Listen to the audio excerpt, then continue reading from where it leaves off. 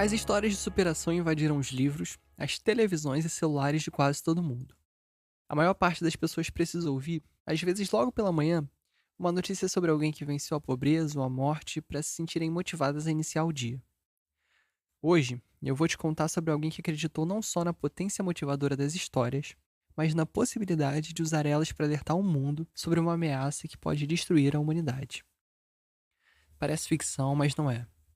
Essa pessoa existe, é uma mulher, e em 2025 completa 15 anos percorrendo o mundo com a mesma missão: conscientizar, por meio de um festival de cinema, das guerras atômicas que dizimaram populações, dos acidentes nucleares que geraram efeitos por gerações e das consequências da mineração de material radioativo.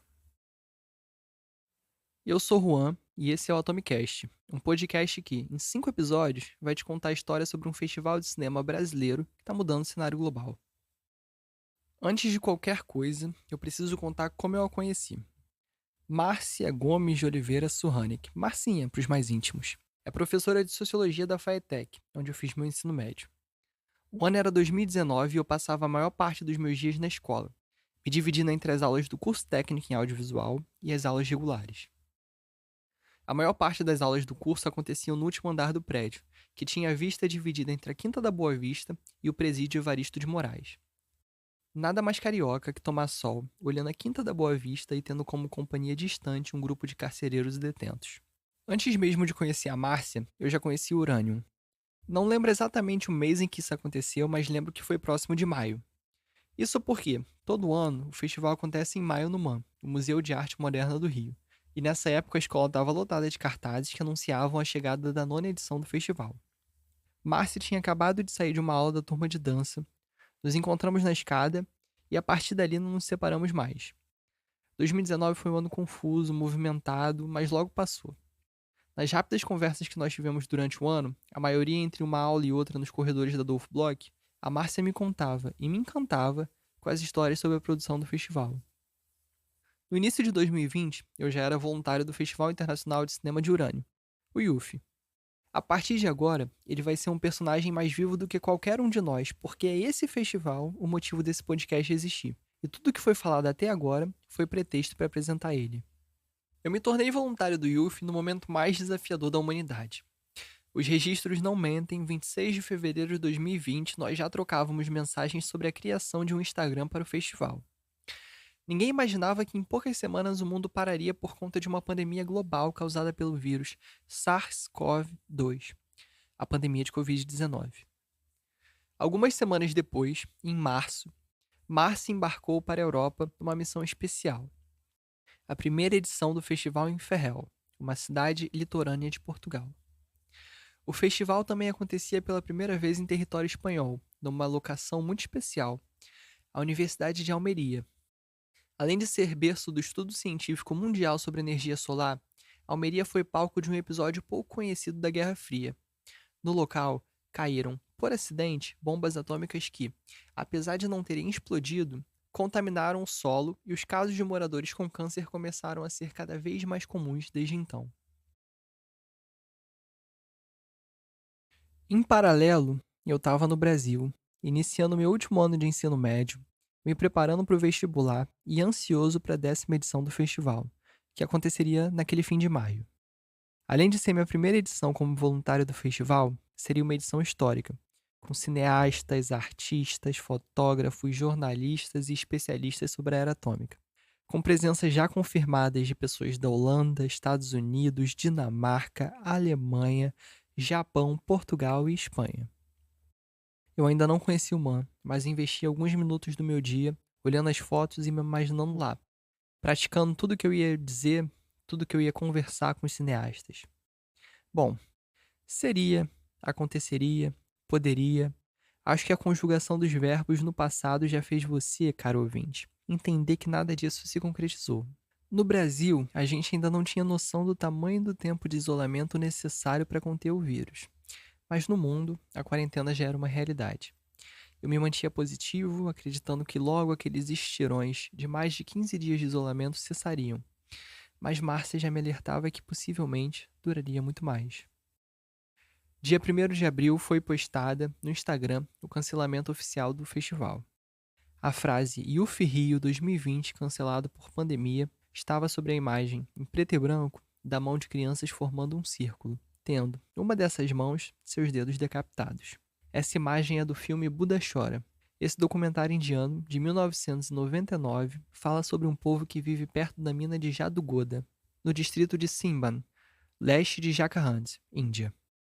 Mineração insegura, moagem e gestão de rejeitos pela empresa UCIL, Uranium Corporation of India Limited, nessa área há quase 30 anos, resultou em excesso de radiação, contaminação da água consumida pela população, destruição da ecologia local, o que gerou mutação genética e morte lenta para pessoas dessa região. Passamos os meses seguintes tentando aprender como cumprir, minimamente, a função do festival tendo só as redes sociais para se comunicar. Foi desafiador. Um festival de cinema sobrevive, principalmente, dos encontros. A alma do Urânio está nas salas cheias da Cinemateca ou de qualquer outro lugar do mundo onde ele aconteça. Como transmitir isso à distância? Foi essa a provocação que a pandemia nos fez. Fazer o festival durante a pandemia foi um grande desafio. E junto com a Cinemateca do MAN, esse desafio virou um grande sucesso. Foram 74 países registrados que nos assistiram e um público de mais de 60 mil pessoas. Até hoje, quando a gente anda aí mundo afora, a gente conhece pessoas que assistiu filmes do festival durante a pandemia. Recebemos convites para ser membro de banca de júri, para fazer várias coisas depois disso, porque as pessoas tiveram acesso aos filmes do festival. E aí fica a pergunta: por que o festival não continua online? Hoje, um mercado dominado pelas empresas de streaming, fica muito difícil a gente conseguir continuar fazendo o festival online. Mas estamos abertos aos patrocinadores, inclusive às parcerias dessas empresas. Por que não? Afinal, que empresa não está interessada em salvar o mundo, em promover a paz? Apesar dessa limitação, o Youth ainda tinha um compromisso de alertar a população. Enquanto o mundo virava seus olhos, ouvidos e outros sentidos para a Covid, outras ameaças surgiam. O incêndio florestal atingiu, no dia 4 de abril, uma floresta próxima da usina nuclear de Chernobyl, e a fumaça contendo material radioativo podia chegar até Kiev, capital da Ucrânia. Após o acidente de 1986, foi estabelecida uma zona de exclusão para manter pessoas distantes dos locais contaminados pela radiação. O fogo nesse dia correu exatamente nessa área de segurança. Em 3 dias, 35 hectares de florestas foram consumidos pelas chamas. Os níveis de radiação estavam acima do normal, segundo denunciou o responsável pelos serviços de inspeção ecológica da Ucrânia nas redes sociais. Os incêndios causaram nova precipitação de radioatividade e também de fallout, chuva radioativa, afetando diretamente a população local. Apesar de tudo isso, o governo negava. E de novo era preciso um trabalho delicado de curadoria para ilustrar essa notícia. Dessa vez, o escolhido foi um frame do filme ucraniano Eternal Tears, Lágrimas Eternas, que fala sobre como em 2011, 26 anos depois da explosão em Chernobyl, o acidente não estava resolvido e pessoas na Ucrânia e Bielorrússia ainda eram afetadas. Durante esse período, a gente decidiu também redescobrir e apresentar para o público materiais antigos do festival. Entre esses materiais, um texto sobre a vinheta da 4ª edição do festival. Agora eu vou ler esse texto que foi escrito por Léo Ribeiro Anima, o animador da vinheta. Abre aspas. Em 2014, novamente fui convidado a realizar a vinheta do Uranium Film Festival. O roteiro dessa nova vinheta foi pensado num papo de bar, no Bar do Gomes, em Santa Teresa, no Rio de Janeiro.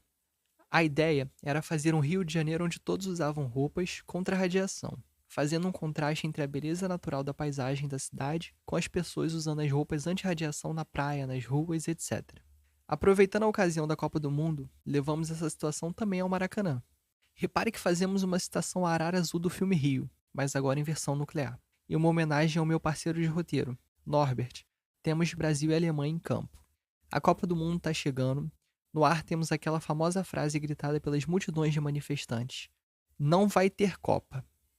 O futuro, eu não sei, mas já dá para perceber que os rostos descobertos e as máscaras de gás devem ser protagonistas da festa. Ver o Maracanã infestado de mascarados encapuzados dá um frio na espinha. Penso essa imagem ser mais forte que a vinheta. A técnica de animação é o que chamamos de animação limitada. São poucos quadros e recortes utilizados para a criação do movimento. As cores são sem brilho, o desenho procura o realismo nas formas dos personagens e da cidade. A trilha sonora é de autoria de José Luiz Vieira. Norbert Suhanik, esse nome dito pelo animador Léo Ribeiro, é um dos diretores do festival. Nós pedimos para ele mandar um depoimento explicando por que começou a atuar no festival e como tem sido essa jornada de 15 anos. Eu, pessoalmente, fui uma vítima do desastre de Chernobyl em 1986, por causa da chuva radioativa. Na Bavária, milhares de quilômetros de distância do local do acidente, as crianças foram proibidas para sair da casa e o leite das vacas e os vegetais estavam radioativos e não podiam mais ser consumidos. Até hoje, a carne dos porcos do mato e dos veados da Bavária estão radioativas demais e estão tratadas como lixo nuclear. Como jornalista ambiental, com 30 anos de experiência profissional, eu também estava ciente das consequências da mineração de urânio. Em 2010, parecia que Chernobyl havia sido esquecido e países como o Brasil anunciaram novas usinas nucleares. Por isso é importante que os cidadãos conheçam os riscos e as consequências. É exatamente por isso que organizamos o festival. Esclarecimento com a ajuda de filmes. Depois de 15 anos, posso dizer, organizar um festival de cinema exige muito trabalho e criatividade. Mas o maior desafio e o financiamento. Foi um caminho de muitas pedras desde a primeira ideia em 2006, no Indigenous World Rhythm Summit em Window Rock, Estados Unidos, até o primeiro Uranium Film Festival, realizado no Rio em maio de 2011. Precisamos de muita coragem e criatividade. Uma jornada contra grandes ondas e fortes correntes. O grande diretor de cinema Orson Welles disse certa vez: fazer um filme envolve cerca de 2% de produção cinematográfica e 98% de busca por apoio financeiro. Podemos dizer o mesmo sobre a realização de um festival de cinema como o nosso. Engraçado pensar que na época eles nem imaginavam do 7-1 e já colocavam Brasil e Alemanha em campo. A animação da qual o texto fala está disponível gratuitamente no canal do festival no YouTube. Nosso trabalho durava dias, eram horas de pesquisa. Uma delas, que me lembro justamente pela delicadeza das informações tratadas, era sobre uma relação pouco conhecida entre Cuba e Chernobyl. Nos anos de 1990 até 2011, o governo cubano reabilitou a área de Terará, uma praia no balneário de Havana, para tratamento de mais de 26.114 pacientes. 84% deles eram crianças. Esses pacientes eram as chamadas crianças de Chernobyl, descendentes de vítimas da radiação provocada pelo acidente de Chernobyl, que desenvolveram doenças como vitiligo e câncer. A imagem que ilustrava foi tirada por Vitor Machado, ex-aluno da ETEAB e voluntário do festival em 2016.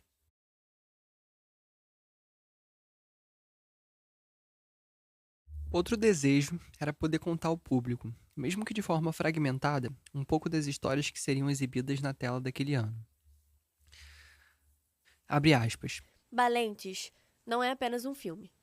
É minha jornada pessoal de descoberta ao voltar à minha ilha natal, Sardenha, e constatar que a ilha se transformou em um depósito de lixo tóxico e um campo de treinamento para jogos de guerra dos exércitos dos Estados Unidos e da OTAN.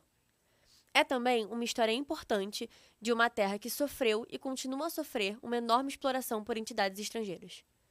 Como muitas outras civilizações fizeram no passado, a Itália está corroendo nossa cultura, nossa língua, nossa liberdade, nossa dignidade e agora nossa segurança e saúde.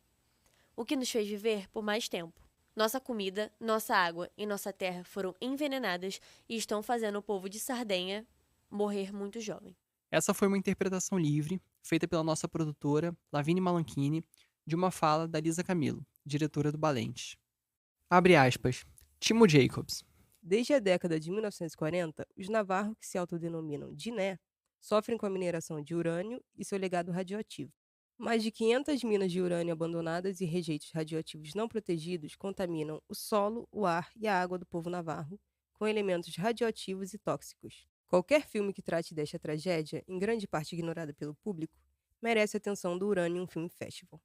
Isso é especialmente verdadeiro para o longa-metragem Vale dos Deuses. Lech Maevski rodou seu filme com maior respeito pela nação navarro e tentou transmitir o assunto do ponto de vista deles. Fecha aspas. Essa foi uma livre interpretação feita por Gisele Procópio, nossa captadora de som, de uma fala de Márcia Gomes sobre o filme Vale dos Deuses, de Lech Maevski, que seria exibido na edição de 2020 do Festival Internacional de Cinema de Urânio, que não aconteceu por conta da pandemia de coronavírus. Para finalizar esse episódio, acho que a mensagem que melhor sintetiza o encerramento do ano em que o festival completou 10 anos de existência é a postagem que fizemos no final daquele 2020. Abre aspas. Em meados de 2010 começamos uma jornada. Hoje, 10 anos depois, nos orgulhamos das 60 mostras, dos cerca de 300 filmes exibidos e das mais de 40 cidades ao redor do mundo pelas quais o IUF passou. Como todos os festivais de cinema, tivemos sessões lotadas e vazias.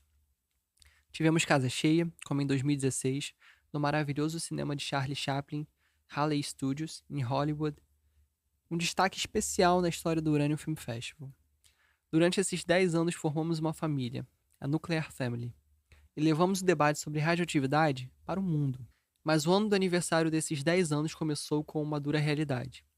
Tivemos que cancelar o festival na Espanha e Portugal um dia antes depois da abertura. Também cancelamos o festival em maio no Rio de Janeiro. Tudo isso motivado pela pandemia do novo coronavírus. Mas com muita garra e resistência, o festival acontece em Berlim, de 15 a 18 de outubro de 2020. Gratidão a todos os momentos, a todas as pessoas, a todas as cidades e países. Fecha aspas. Agora, particularmente, eu queria agradecer ao festival. Agradecer pela experiência, pela jornada, pela troca, por ter aumentado meu mundo. Essas 40 cidades, esses países, esse mundo percorrido também foi um mundo que eu percorri junto, de certa forma. Um festival de cinema, ele abre portas, ele abre mundos, ele cria mundos, ele permite criar mundos. E o Festival Internacional de Cinema de Urânio, com certeza, permitiu que eu criasse meu próprio mundo. Mas o tempo passou, a pandemia acabou e o International Uranium Film Festival se refez. No próximo episódio, o podcast toma um novo rumo e vamos contar novas histórias. Mas, dessa vez, histórias que você vai poder ver na tela. Produção: Lavínia Malanchini e Juan Mateus. Direção: Enzo Vitório. Roteiro: Juan Mateus e Lavínia Malanchini. Design de som: Ian Fontes e Juan Mateus. Captação de som: Enzo Vitório e Gisele Procópio. Sonoplastia e trilha: Pedro Caulino e Ian Fontes. Mixagem e edição de som: Enzo Vitório e Gisele Procópio. Registro de backstage: Lavínia Malanchini.